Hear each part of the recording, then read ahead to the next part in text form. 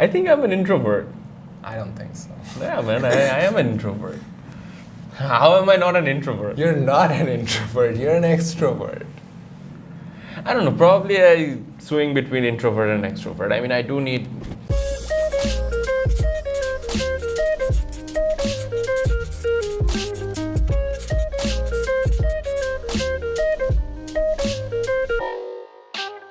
What's up, everybody? Tanvir Ahmed here. Welcome back to another episode of Deep Dive, the show where we highlight the life stories of other people. Today, I have with me a very dear friend of mine. We have been friends from grade 5. Fifth grade, yes. 5th grade, yeah. Yep. And the first impression he had of me was that of a bully. I don't know why. I'm a very sweet guy. You're still a bully, bro. Just kidding. Initially I did think he was a bully because, it's just social conditioning, right? Because he was rather healthy and, I was a thin kid. And I thought that you would beat me up, basically, if I approached you. But then somehow you were one of the two people I approached at first. Well, not first, but you know what I mean. And we got along. No, what I mean is, we started talking about Pokemon and stuff back in 5th grade, right? You, me, and Bushvik, about Pokemon cards and whatnot. And I thought you were chill because you knew about Pokemon. Yeah, that was the shit back then. No, it was. And now you're majoring in marketing. Yeah, marketing in IUB. This is my final year, and hopefully I'll get done soon. And what's your plan after graduating? Well, I'm not really sure, but I definitely want to work. Where I'm going to work, I'm not really sure, but I would like to go into MNCs. What's MNC? Multinational companies. Okay. So, yeah. And I have interest in advertisements and stuff, like more on the creative side, something to do with writing, perhaps. I don't know, just things that I'm passionate about. Writing. You like writing? Yeah, I like writing. Do you like writing essays? Essays and yeah, sure, but I write stories. Like whenever I have time. So I'm currently writing this story. It's supernatural detective story, per se. Okay. Yeah. Can we expect a future novel? Well, I would like to write a novel. Yes, I would like to do that. It's a dream of mine, but let's see how far that goes. Even my dad wrote 3 books. You know that, right? And I would like to do that as well. That's good. Yeah. So let's talk about your childhood. How would you describe your childhood? So, from what I remember, so initially, when I first started talking, right, then this is something my mom told me. When the first thing that I said was Raja. Okay. Yeah, that's the first thing that I said. And whenever people used to ask me what my name was, I would say Raja. I would say Raja for everything. Okay. And later on, I think I asked my dad, like, what's the most powerful position in the world? I think I was 5 years old or something. And then my dad said, it's being the President of the United States of America.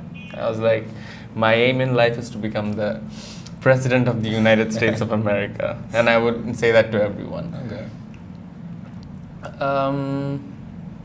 And when I was a kid, so we would all play together, right? And like the kids from the neighborhood, they would wind up asking my permission as to whether they could play or not back in the days. And now look, some people might say that it's like a bully attitude, but I don't know. I just think it was like I created kind of like a tribal vibe over there, like a territorial thing was going on. And you were the alpha. Maybe at that time. I mean, yeah, dude, it happens everywhere, you know, like every kind of social interaction that you're having, even right now, like the social dynamics, it's like a huge thing actually. I'm really interested in that. You know, like whenever you're having a conversation, it's like even like the sub communications, you know, the body language, and like when you're having a conversation within a group, things that you say and how you deliver them. And it's not even about what you're talking about. Most of the time, it's about how congruent you are with what you're saying. Yeah. So these things matter a lot. So I think, yeah, it's very important. Yeah, you can people. make lies sound like truth if you speak congruently. Exactly.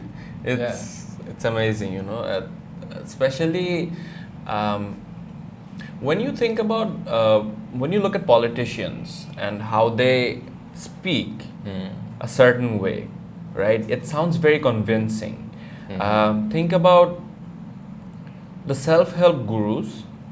When they say something, it has some kind of an impact on the masses. I'm not talking about everyone, but on the masses. Now, those same stuff are spoken by other people as well, right? But it doesn't have the same kind of impact. Yeah. So it's like how convicted you are as to what you're saying at that moment. But could it also be because of their social status? Of course, social status come into play. That's a very big part. But you know, to get to that level, you at first need to attract people, right? And I think they don't just get that status for nothing. They do strive to go that far. And I think a major reason behind that is because they're able to deliver stuff, they're able to deliver their content the way that it will attract the people, the masses. Yeah, that is, like, I do believe in that because communication is probably one of the most important tools in your arsenal, you know, if you want to climb up the ladder. Definitely. Like, even if you have the most bombast idea in the world, but you can't communicate that idea to the people, it's not going to work. So that's the reason why companies nowadays prefer EQ over IQ. Yeah. So these things are very important because you need to be able to communicate your ideas to the people. And maybe it's not the best idea that you have, but it's the best presentation that they're going to see. Yeah, that makes sense. Okay, so, you know, while growing up, so can you tell me about a certain incident that actually had an impact on you in whatever way? Okay, so, sure, yeah. So, as I was saying, when I was growing up, I was a jolly good fellow, and I used to be very naughty, and I used to hurt myself all the time because I was so naughty. But then when I changed school, and you know, I met you guys, and you know, it was cool and all. But later on, you know, some things that happen when you hit puberty, right? You become kind of depressed, you become kind of angry, and you know it very well. I was an angry kid. Yeah, I was an angry kid. So, so back then, at some point, I did have some problems with certain people, you know, like understanding how things work. So all this time there was this veil. I was wearing these glasses that was showing me rainbows and butterflies only. But you know, over the course of time, you understand how things actually work. And later on, you know, when my father had a heart attack, and so you know, this was during O level, so that had an impact on me, sure, and you know, made me feel like I should be more responsible. Yeah.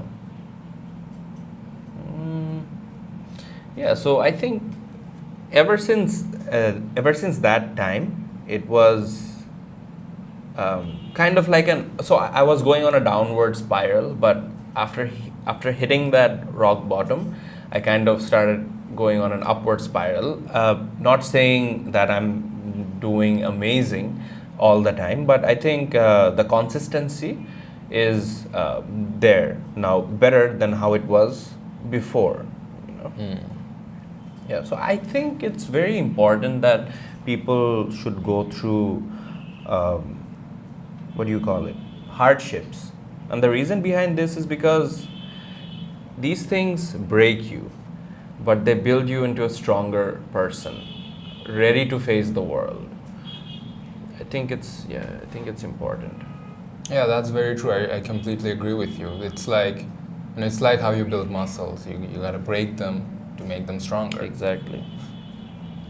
And nothing great. There's this saying, right, that nothing great is ever achieved within your comfort zone. So even when it comes to reading, so there are high contrast activities and low contrast activities. So if you're mindlessly surfing Facebook, or you are watching reality TV shows, no offense to those who are fans of those, but the thing is, you need to understand what you're feeding your brain with. And this also includes the people that you surround yourself with. I'm coming into that later. But first, the high contrast activities, on the other hand, going on a hike, hiking. So what it does is it keeps you in the present moment. You're basically you're trying to determine. You're trying to make sure that you don't die while you're climbing, while you're hiking, so that nothing dangerous comes. So you're very much focused in the moment. When you're reading a book, you're reading like every single word, and you're creating some kind of an imagination in your head, and that is bringing you in the present moment. But when you're doing that with that's not happening when you're just mindlessly surfing Facebook, or where you're constantly doing something. It's like you're there, but you're not really there. When you keep changing the channels, you keep mindlessly surfing Facebook. I keep saying this because this is something that is so common these days, and I find myself doing this over and over again every single day. But the idea is not to completely. Well, it would be great if we could do that, but let's be honest, we cannot completely abolish this practice, right? What we can do is catch ourselves when we're in that unconscious state of mind. And this is actually something that really helped me along my journey, and it still helps me. And that is, I read this book. It's The Power of Now by Eckhart Tolle. Hands down the best book I've ever read. So this book basically talks about, so it kind of starts off like this, with an example, with this scenario, painting a picture that you are a beggar and you're sitting. You keep begging. You have been begging for like years on that exact same spot. And you sit on top of a box, a very old box. So this man comes and asks you, you keep looking for money, you keep looking for treasure, but have you ever checked that box? And he said that, no, I've never done that. He's like, why not? He's like, because it's a very old box. What's going to be inside this box? He's like, no, take a look. And he opens the box and he sees that there's like a ton of gold and treasure and all that stuff. So the idea behind this story is that it doesn't always have to be external things that you need to have. Like, I want this, me, this, give it to me, when is it my turn? But rather than that, I think it's about the internal reality. Like once you change the internal reality, and there's a great quote from the book. It says, the primary reality is within, secondary reality without. So when you fix yourself from within, everything else kind of, because your perception changes, right? So everything else changes for the better. And yeah, that book basically talks about being in the present moment. It talks about consciousness and how even if, for example, if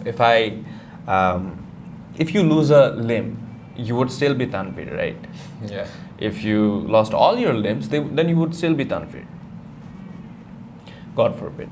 But yeah, the idea is that you're not your body. You are your consciousness. And it's very important that you focus on that consciousness. Now, how you can do that is through, well, one of the ways is to get in that present moment, is to do mindful meditation. Just, focus on your breathing. And it really helps, because I do try doing that, and I feel like there's a change of performance, like the way I perform without meditation versus the way I perform with meditation. It's like there's a huge difference. Who is that? A lot of famous athletes even, they do meditation. For example, LeBron James, I think. I'm not exactly sure, but LeBron James, who was the other guy? Kobe Bryant. Kobe Bryant, exactly.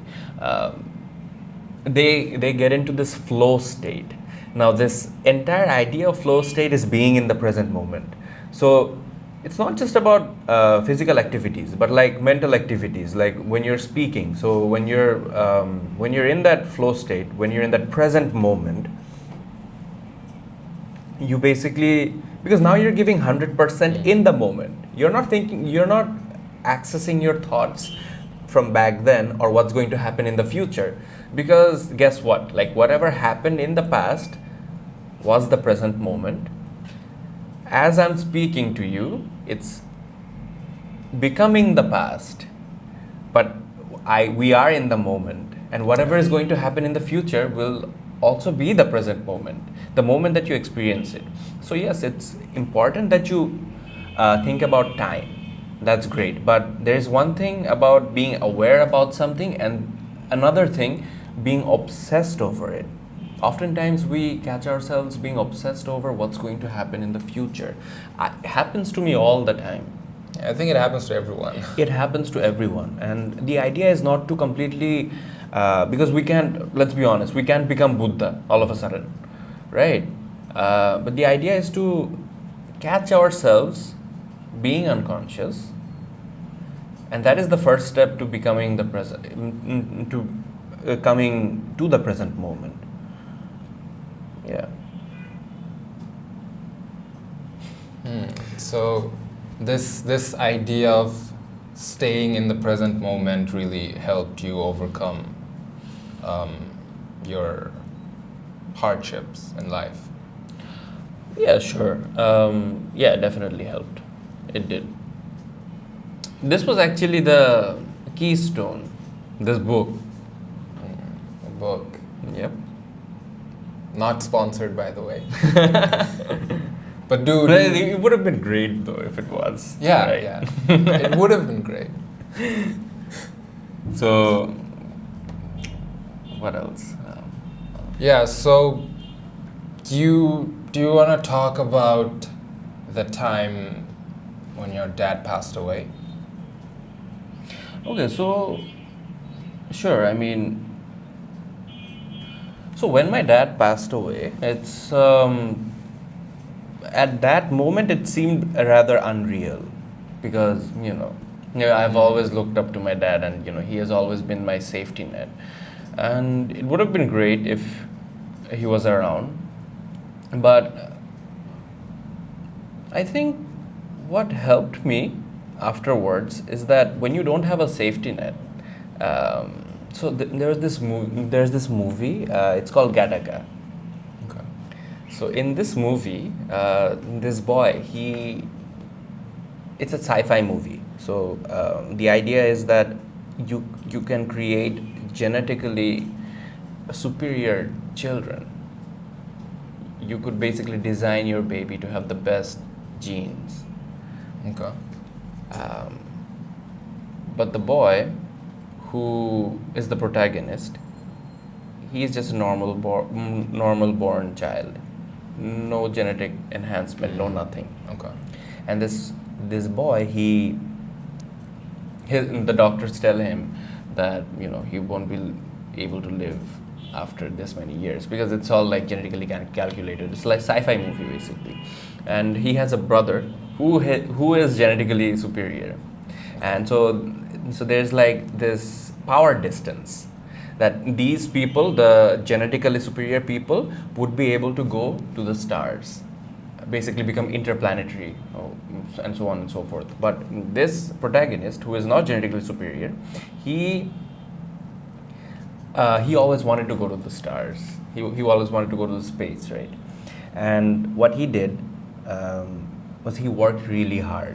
Like he worked so hard, but at the same time, he also worked smart because he had to go to this institution through which he would be able to go to the outer space, right? What he did was he contacted this guy who is genetically superior, but the guy is disabled, so he cannot do anything. So he took his identity and he basically worked his way up, and the entire process was rather hectic and painful for him, but he ultimately did it. And at some point they both so the elder brother and the protagonist, they go for a swim, and the genetically superior, he basically beats the genetically superior one, and he says that that's how I worked. I did not think that I would be able to go back to the shore. I just kept swimming and I kept swimming. So it's like the power of the mind versus yes, sure, genetics have a big role to play. It definitely has a big role to play, but what I'm saying is that the mind has a power of its own, and sometimes you can do things that you didn't think you were capable of. Yeah, I think having that. So what I was trying to say was, when I felt like there was no safety net, it somehow motivated me to do, and it still motivates me to work harder. Not I fail to work hard all the time, cannot do that. Still trying, but yes, it's something that gave me more responsibility, and it helps me push everything harder. Yeah, that's true. I mean, I can vouch for it. I mean, I can see you, and I can see you becoming more responsible than you were before. So that's true. And yeah, it really did push you, I feel like, push you to, take the helm, kind of, take. I suppose. Yeah. I'll never know. But it's always there should always be a focus. You should keep working towards that. Yeah. And the thing that helps the most is surrounding yourself with people who resonate with you, and people who want the best for you. This is something that you don't always need to have the yes men in your group, that they're going to say yes to everything, and you're like, yeah, I'm the shit. It's not that.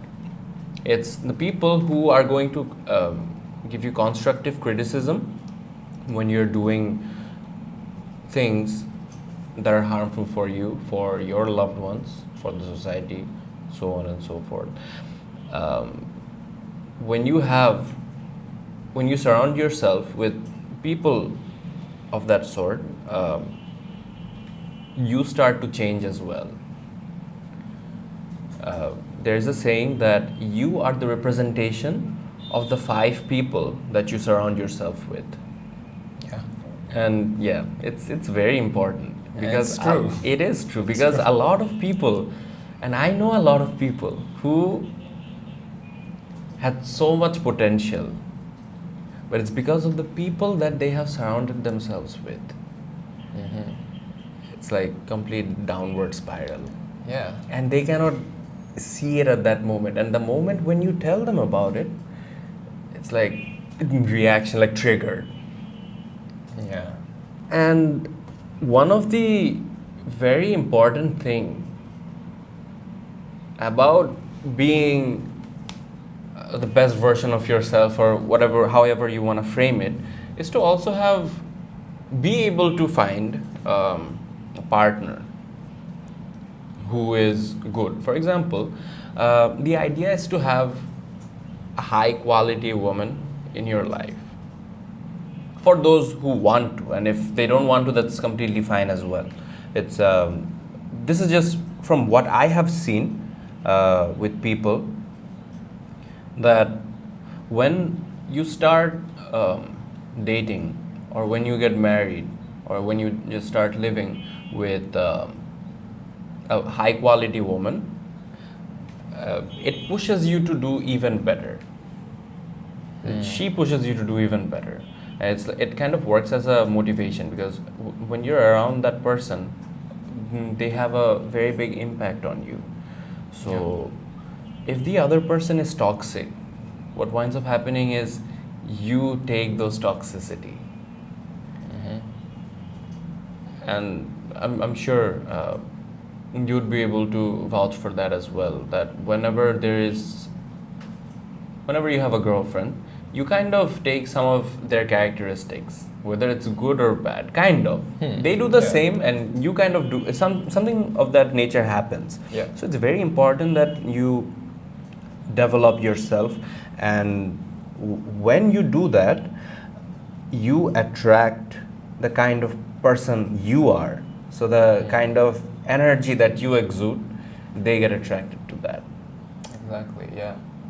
And it's the same thing as you said, the surrounding yourself. Exactly. But when it comes to your partner, your partner actually has more influence on you than those 5 people. Sure. So one of your partner is almost equal to 5 of those people. Yeah, sure. Definitely, because at some point you are going to, if you do think about marriage, that is, that you're going to spend a lot of time with that person. And if that is toxic, then imagine how the rest of your life is going to be. Yeah, I know. So, but I see a lot of people sticking with toxic relationships. They fail to get out of it because, I don't know, because of their, how do I even put it? I mean, you know what I'm talking about, right? I know exactly what you're saying. This is called the poison grip. It's like you can't get out of this, and one of the main reasons is because it has a lot to do with social conditioning, that it has been like this for a long time. Yeah, it has been like, so that's that person's reality. So going beyond that seems very scary to them, or how would they? Because it's like part of them. Like it's like all of a sudden you wake up and you have to quit smoking, but like you crave for it. It's bad, but you crave for it, right? So it's like something to do with the craving. And oftentimes when you are with individuals like that, you take some of those characteristics as well, right? So they kind of, so if your mental state was at a 7, and the toxic person's mental state was at a 3, then they would bring you down to 5, and maybe they would go up to 4 or something. Something like that. And so it kind of destroys you in the Yeah. process. It does. And when you are in that when you have that low vibration energy, now you don't know what else to be or how else to be. Those are the kind of people that you're attracting now. So it's like over and over you see a lot of people dating individuals of the same nature. Yeah. They all keep cheating. They all keep. It's like there's this connection. Like the previous person had the same kinds of characteristics, and Yeah. those stuff attract them. Exactly. Yeah. And those who can break through that chain of what do you call it? That chain of thought, and go above it. You know, they're pretty much saved for the time being. It's always struggle. It'll keep on going, and you have to keep improving yourself so that you're able to keep the people that you love around you. Nothing is a constant. If you want a constant relationship, then go have a relationship with God, right? Yeah. I mean, you go talk to your God after a year, he's still there. Yeah. It's not the case with human beings. Mm-hmm. So it requires a lot of effort, but it's a win-win at the end of the day, because you are improving yourself, and the more you improve yourself, and there is a higher vibration of energy, and you're attracting those people. There is going to be abundance. Mm-hmm. Yeah, it's like it's finding that resonant frequency. Mm-hmm, exactly. And the other thing that I really noticed was that in relationships, sure, it's not about 50-50 all the time. The idea of that is rather utopian, like living in a utopian world where everything is going to 50-50 legally, and this is a very touchy subject. Everything needs to be equal for everyone. But what I mean is that in any kind of relationship, 50-50 isn't the main idea. The main idea is to find the sweet spot as to how the other person is comfortable and how you are comfortable.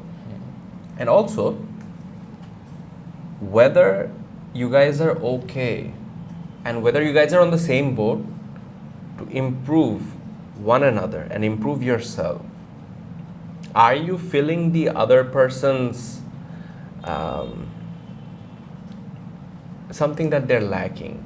You cannot fill any space. That's not what you're there for. You're there, you are a boat that is going from point A to point B, and you have to be congruent with that. And the other person, whether they are willing to go on the same line of frequency, whether they're willing to go on the same path as you, helping one another. So it's kind of like similar, because all of a sudden there's this thing about RAS, Reticular Activation System. So reticular activation system is that part of your brain that focuses on things that they think are important and screens out things that it thinks is unimportant. So at first in a relationship, what happens? You see everything and you're like, oh my God, this person is the best person I've ever met. And everything they do, even if they fart, it's like the best fart you've ever, fart noise you've ever heard. So yeah, I mean, that's how it is. At that moment in the RAS, it's the RAS, the reticular activation system. You just keep focusing on the good stuff. And what happens before a breakup? You go and you tell the other person, you remember when you made me wait in front of that coffee shop for 10 minutes? I felt like killing myself. Yeah, things like that. Like, things that you were okay with. Like, you think about it, like, wait a minute. You were okay with these things when initially we started off. But now, what is this reaction? Because it's the complete RAS flip. And why does that happen? One of the major reasons, and I'm not saying that everything that I'm saying is completely true and 100%. These are just from my experience and things that I've read.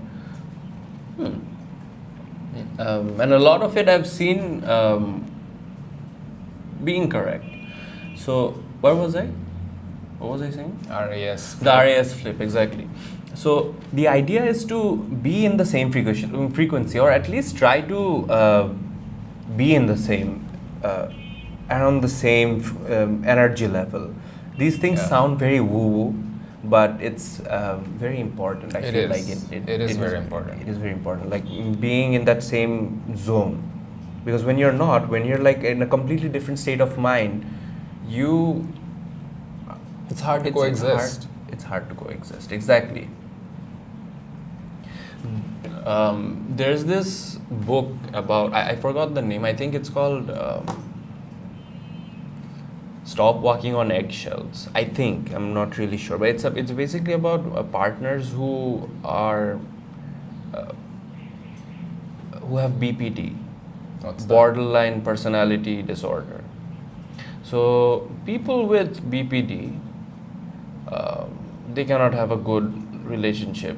The reason behind that is because, well, one moment you're completely fine and the next moment you're throwing a punch at your partner, and oftentimes what winds up, and it's not that easy to detect.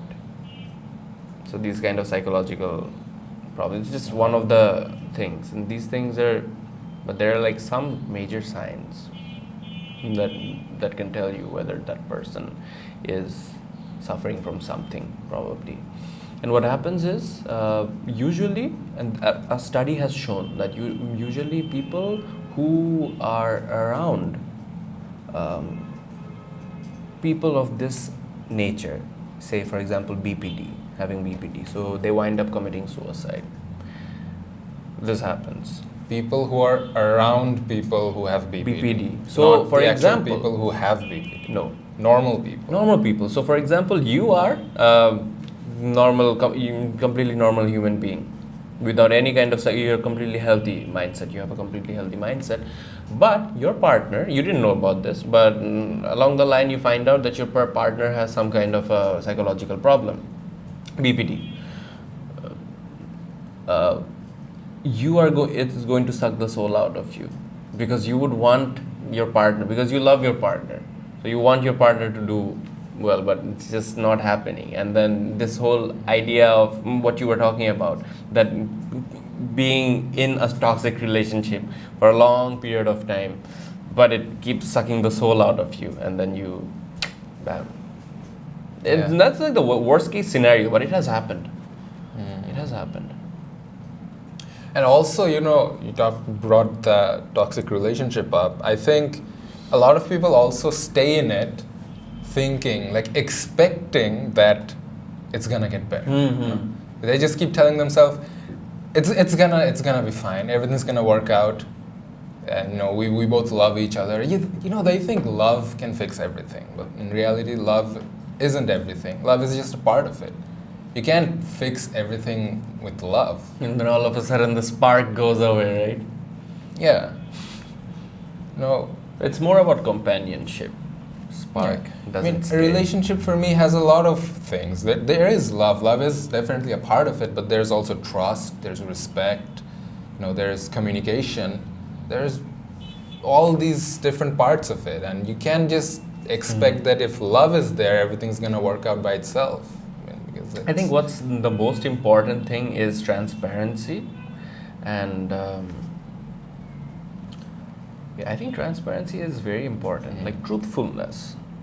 So when you're truthful with the other person, you don't sugarcoat stuff, and when you don't sugarcoat stuff, oftentimes, so it also acts as like a filtering process, because when you don't sugarcoat stuff, and the other person appreciates you for not sugarcoating those things, Exactly. then you know that that's like a tick box right there.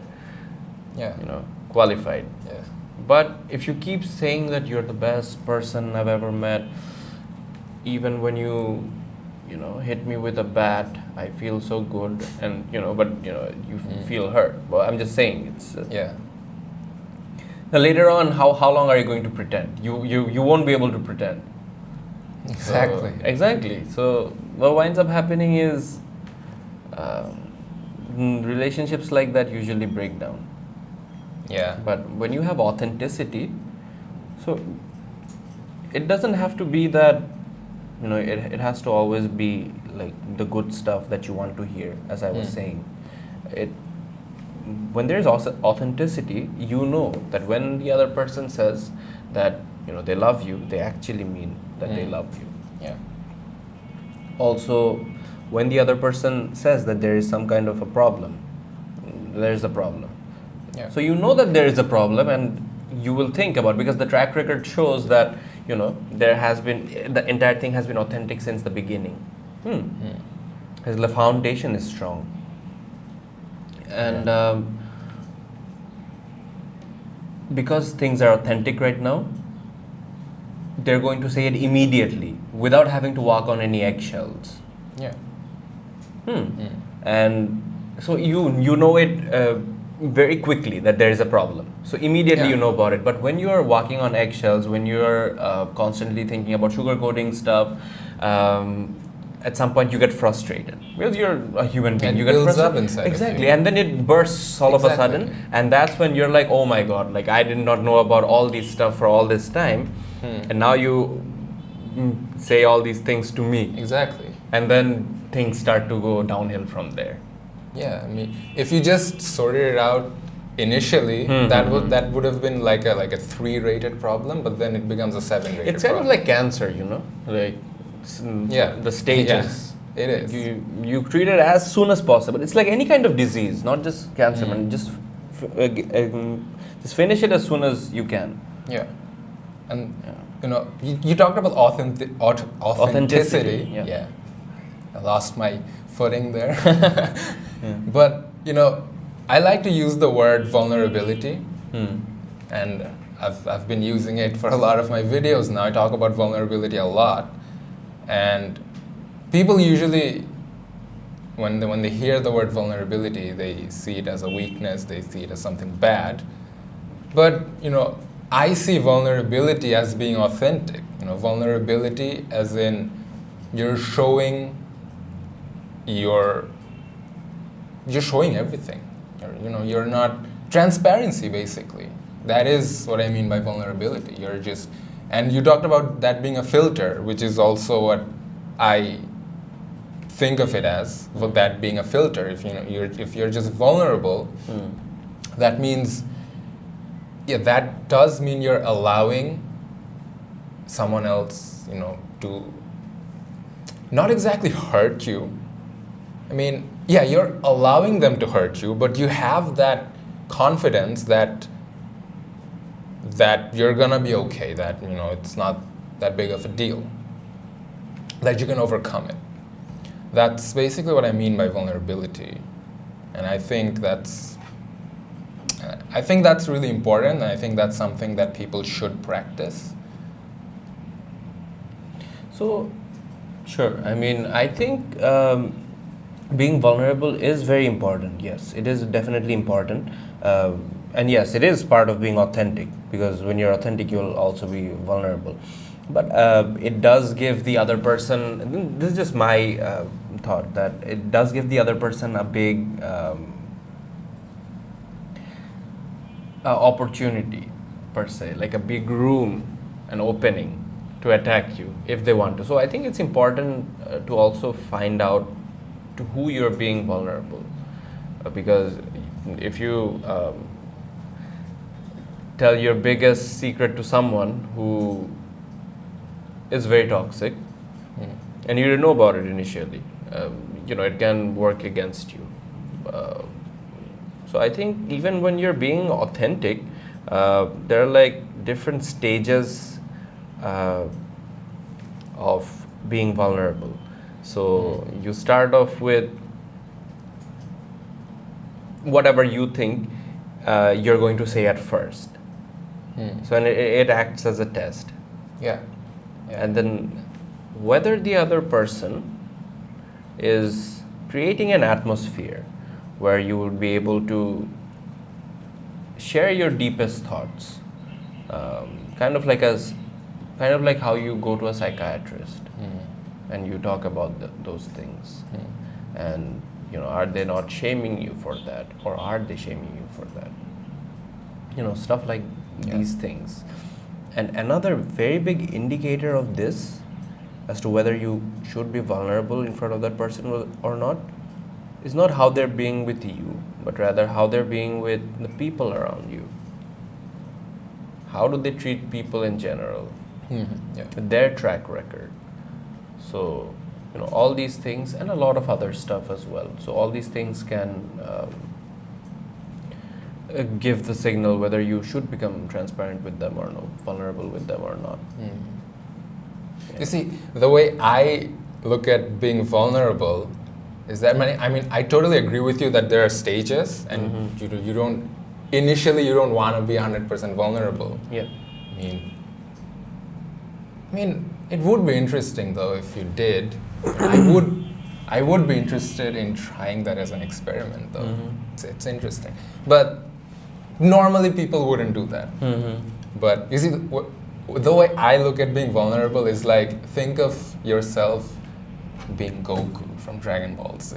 Okay, you're like the most badass, most powerful guy there ever is, and you're not afraid of turning your back to people because you know if they attack, you have that reflex, you have the ultra instinct to turn around, spoiler alert, and punch them in the face.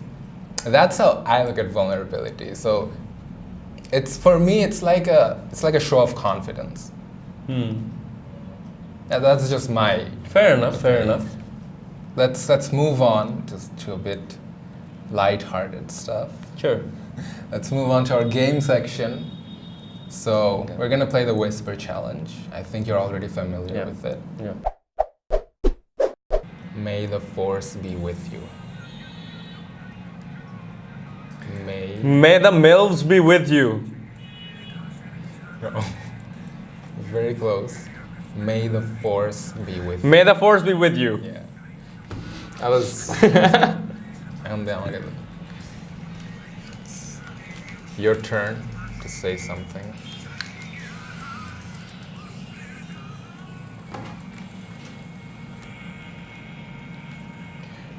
To be or not to be? The hell? To be or not to be? To be or not to be? You pee on cotton pee? To be or not to be? You. To. You? To. Does it start with you? To. How many words? To be or not to be? To be? To be or not to be? Yes. 1-1. Some good stuff. Okay. 2 hours later. With great power comes great responsibility. With great power comes great responsibilities. Shunsosh. No. Hey, I swear to God. You can hear me. I did not hear you. Damn, I'm good at this. 6.5 hours later. Follow your bliss. Huh? Follow your bliss. Follow your what? Bliss. Follow your bliss. Follow your place. Bliss. Follow your bliss. Follow your bliss. Yeah. Follow your bliss. Okay. This is your third one. Okay, yeah. Last one.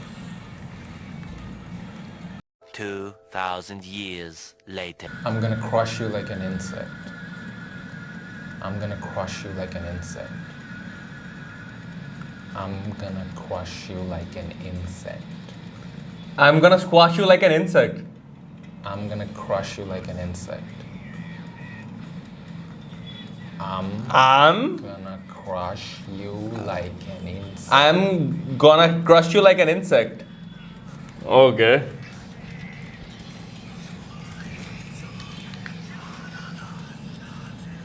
Okay. So much later that the old narrator got tired of waiting and they had to hire a new one. Bad blood, good blood. Blackbeard? Bad blood, good blood. Bad blood, good blood. Back. Bad Black. blood. Back. Bad. Band. Bad blood, good blood. Bad blood. 4 words. Bad blood. Does everything start with a B? No. Bad blood, good, Your. good. To. You. Bad blood, good blood. Black, black, go black. Bad Bad. Bad. blood, Black. Bad. Bad. Bad, bad. No, bad blood. Bad, black. Bad blood. Back. Blood. Black. Blood. Blood. Blood. Blood. Blood. Bad blood. Good blood. Good blood. Yes. Bad blood, good blood. That was a bit hard. Sorry. This was the last one, right? Yeah. Yeah. We are done with our game round. Okay. And Cool. All right, now we're moving on to our rapid fire section. Sure. Are you looking forward to it? Here's the first question. What do you think is the best feeling in the world?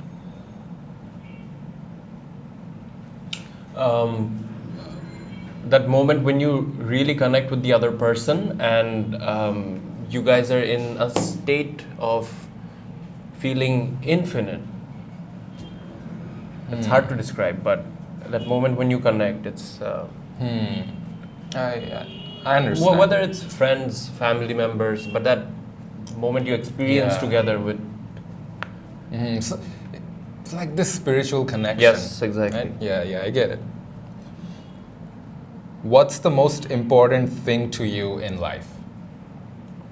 It sounds very cheesy and cliche, but yeah, happiness. Happiness is important. Yeah. It's very important. What's the single best realization you've ever had? That I can control my thoughts. You can or can't? Can. You can control your thoughts. What do you think the secret to a good life is?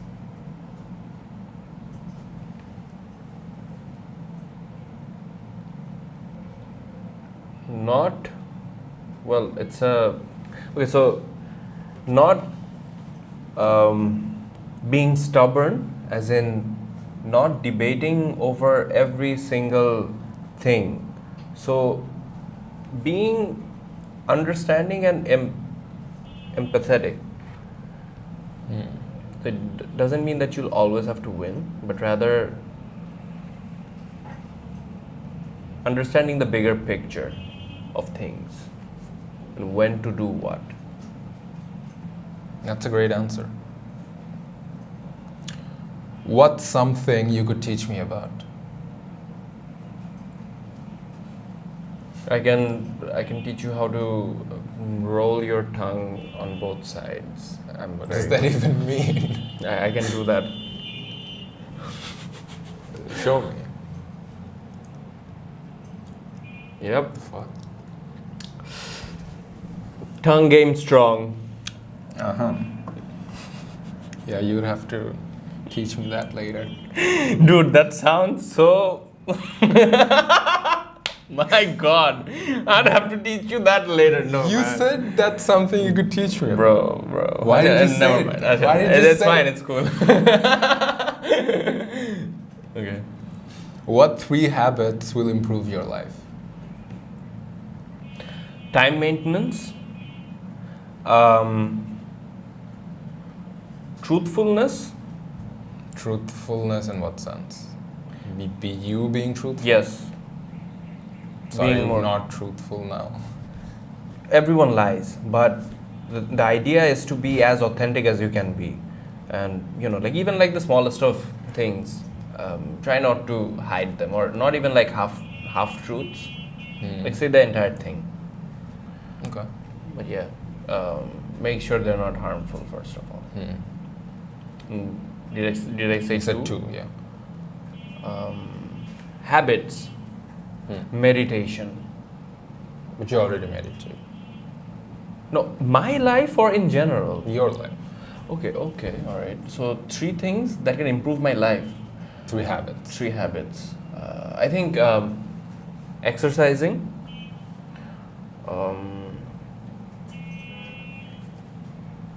no smoking, and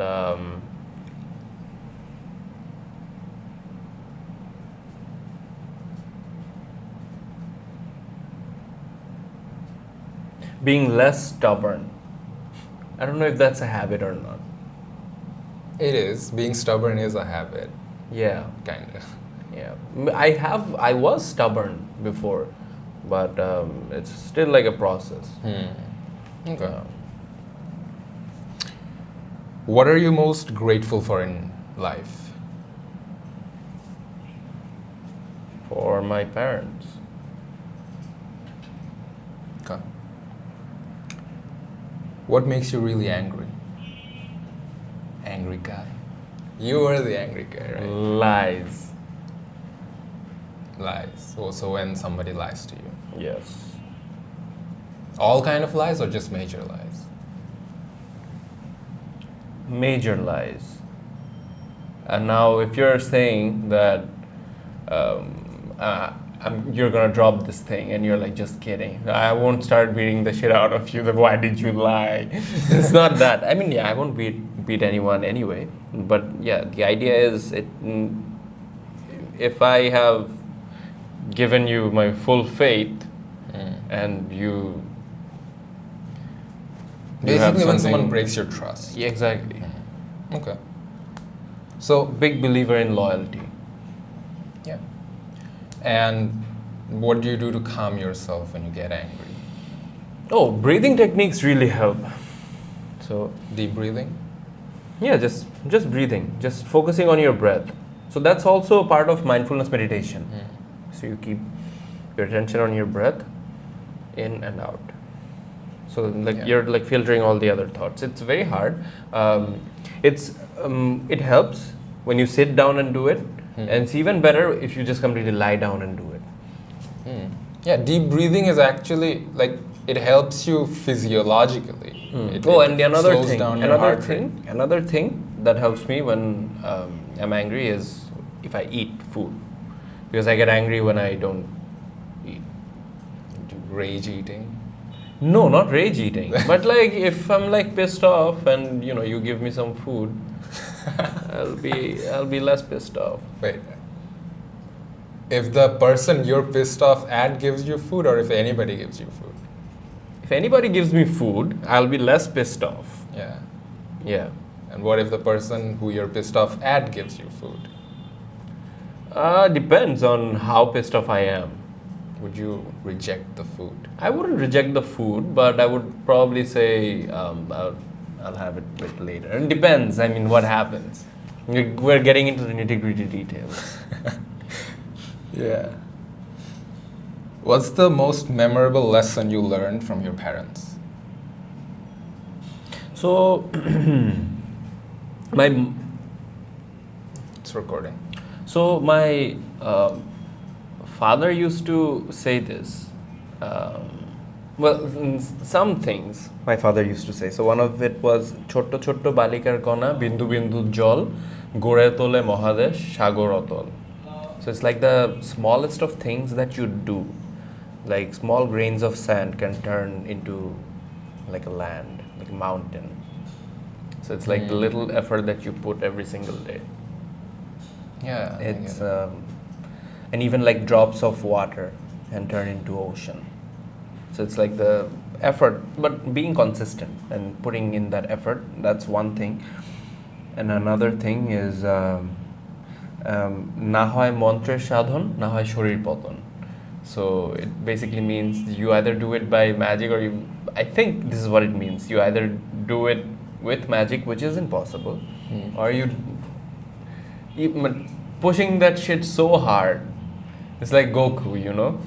Like going Super Saiyan 3 for the first time and to go even a level beyond.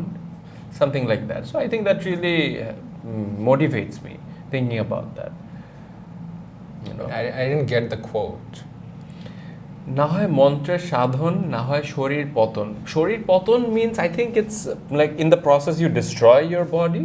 I'm not sure exactly about this, but this is the entire idea that I got from, because my dad used to say this ever since I was a little kid. So he used to say this. I never really asked. I don't know why I never asked. Maybe I'll ask it today to my mom. But yeah, this is something. I think the idea of like the perception that I have about this is something that is very helpful for me. Yeah. What are you most proud of?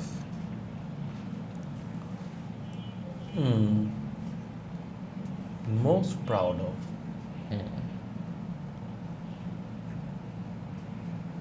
I think the moments when, well, there's no specific moment, but like whenever I won a competition or when I managed the full scholarship. So these things, well, it's not the fact that I achieved those stuff, but so when I saw my team members' face after we achieved something, the happiness, the happiness that was shared in that moment, that was something that I was really proud of, that I was part of that. Also, when I came back home and I saw my mom being happy, when I saw that, that made me feel proud. Do I make sense? Yeah, you do make sense. Okay, you already addressed this question, but I'm going to ask it anyway. Sure. Which is more important, what you say or how you say it? How you say it. Yeah, we already talked about this. The framing is very important. But yes, you shouldn't just say whatever the fuck you think. Think before you say. Yeah. Okay. Would you consider yourself an introvert or an extrovert? I think I'm an introvert.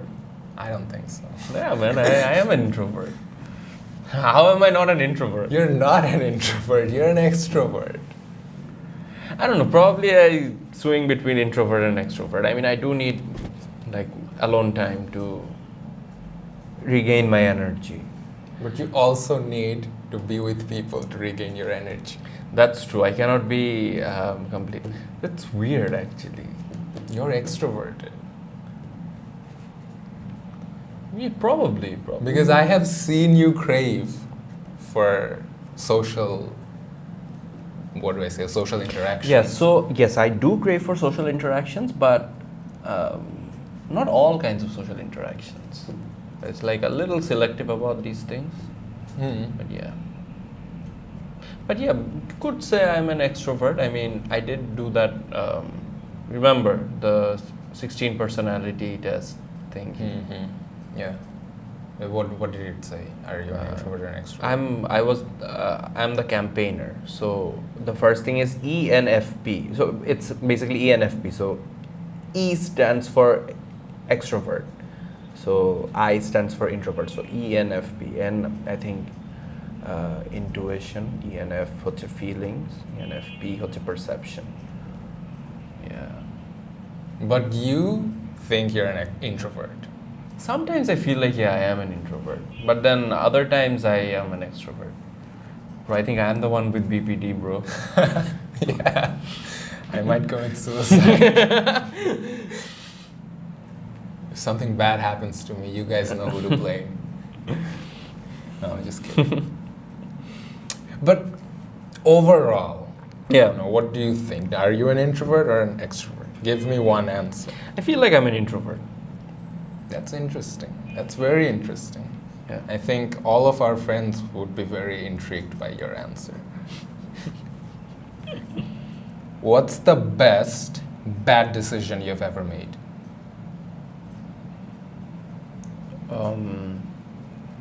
Well, at that moment it seemed like bad decision, but because when is something bad? When it doesn't go the way you want it to go. But how do you know it's bad? Because in the future it might turn into something good. So at that moment it felt like walking away from something that was very toxic seemed like a bad decision. Okay. Seemed like it's a bad decision because it's going to have a lot of like I would face a lot of problems. That's what I thought initially. So I thought it was a bad decision, but I did it anyway. But things became much better afterwards. At the time, did you know that this thing was toxic? I did not understand, but I did know that this is not what I wanted to do. Yeah, being very fake. Yeah, that's just me. Okay. What is the biggest change you want to make in your life? Biggest change I want to make in my life. I think I want to be I want that level of financial freedom. So basically working hard enough so that I can have that financial freedom and on my own, and I want to do all of that on my own. I don't want help with or like some kind of an inheritance or nothing like that, but like purely me working towards something and achieving that financial freedom so that I can take care of my loved ones. I think that's the most important thing for me. There's one mission in this world. I think it's to protect the people that I love. That's just how it is for me. That's good. That's good to hear. I mean so that's a good mentality to have. I suppose. What is something unexpected that has changed about you in the last few years?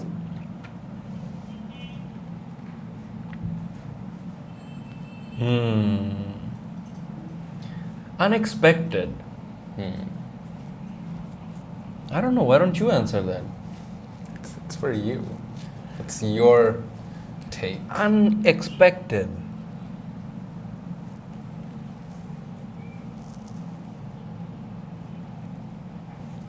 Well, a lot of things are but everything was unexpected. What happened ever since I came back, right?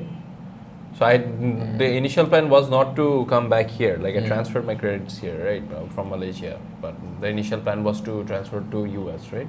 I think things doesn't always go according to plan, but however it went, and I'm grateful for it because it's going at a constant pace, as they say.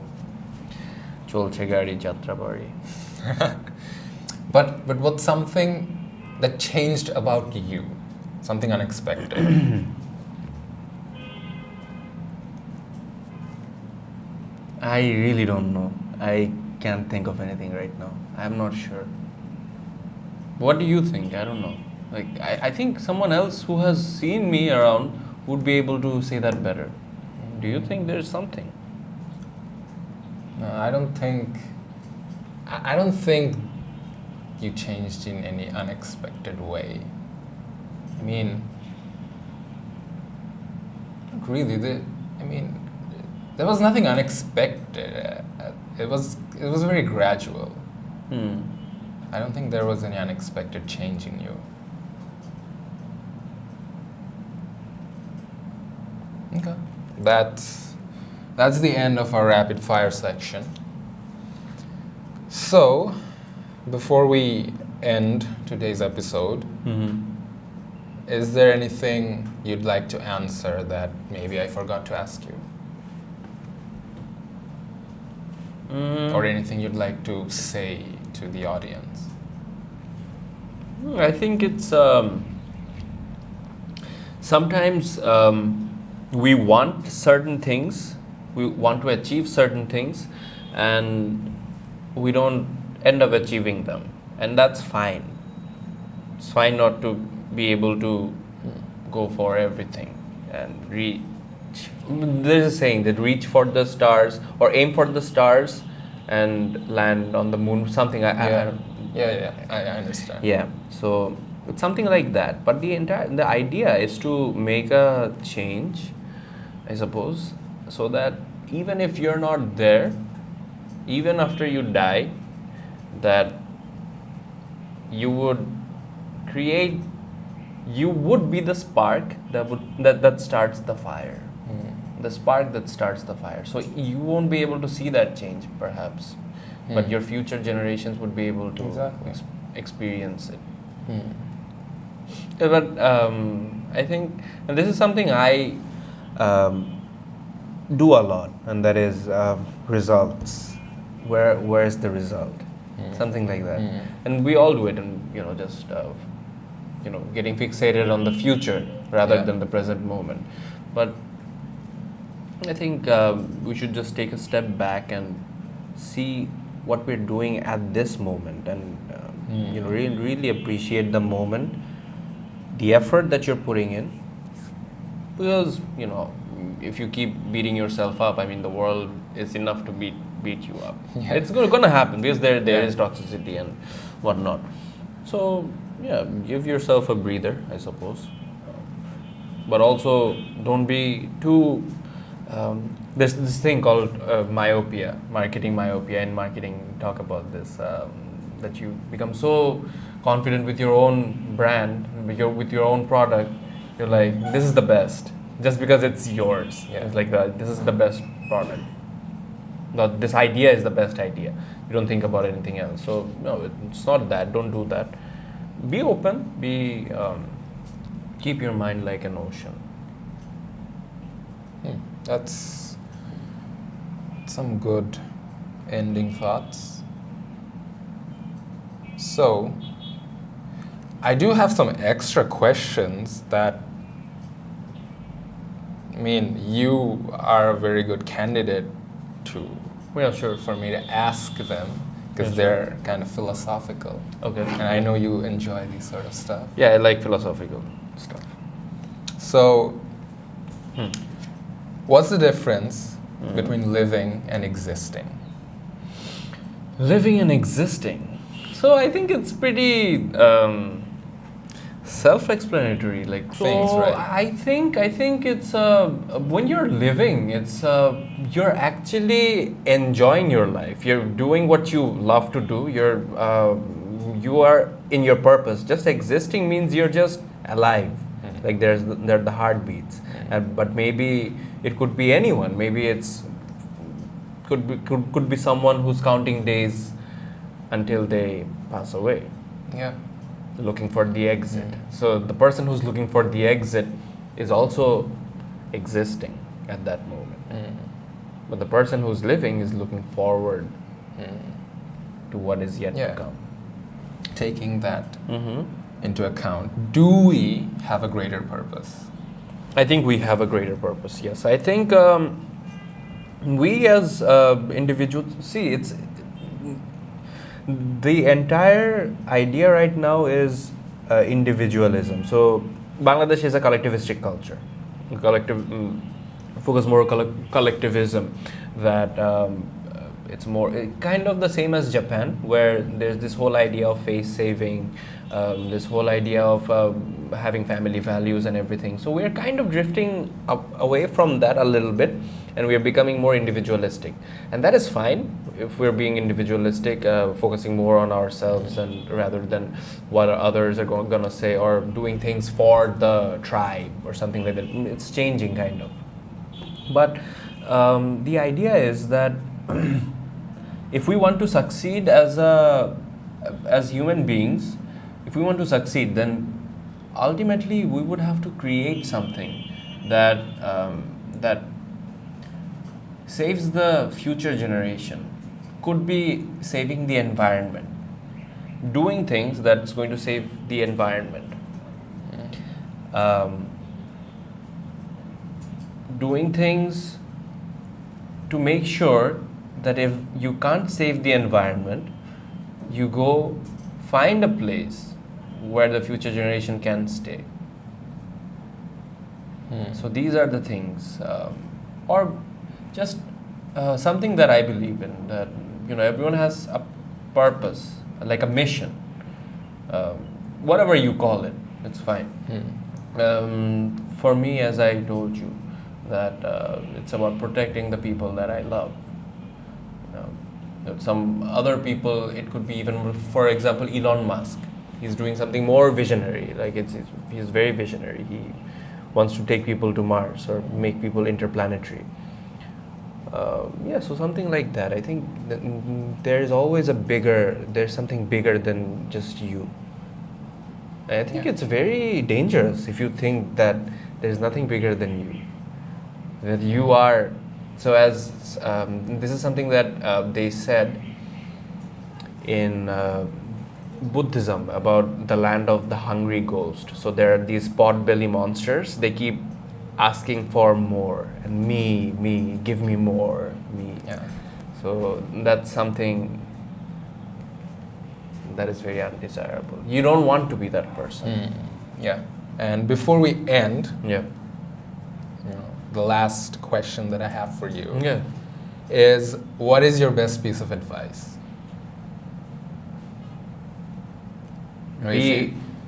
Be authentic.